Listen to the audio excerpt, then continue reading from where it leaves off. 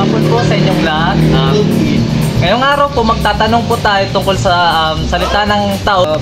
Kung familiar po ba sila sa salitang i-above? Ako po si Rowan. Ano pong pangalan nyo? Ako po si Kurt. Po. Magandang hapon po, Kurt. Magandang hapon din po, sir.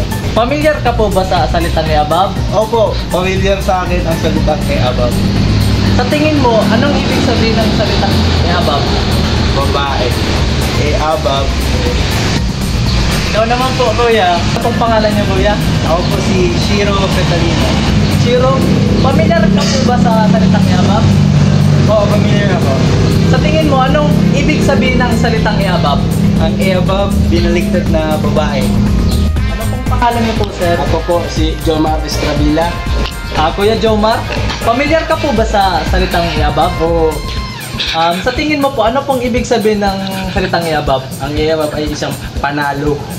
Panalo i-above. Ano pong pangalan niyo po, Miss? Angel Friends po. Familiar ka po ba sa salitang i-above? Opo. Sa tingin mo, anong ibig sabihin ng salitang i-above? Binaligtad lang na babae na ginagamit for humor sa internet. Ano pong pangalan niyo po, Miss? Hi, I'm Jane. Familiar ka po ba sa salitang i-above? Yes.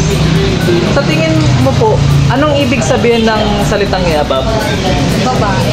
Like, di naman para sa'yo negative yung word or more on positive yung word? Positive. Parang strong.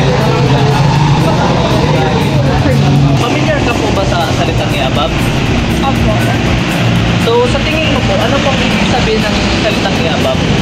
Kaya above, parang slang or other words for babae. Or kung sa, parang panto word na parang for So, sa tingin mo po, like insulting po yung word or Para sa akin po, personally, ayokong matawag ng ganun.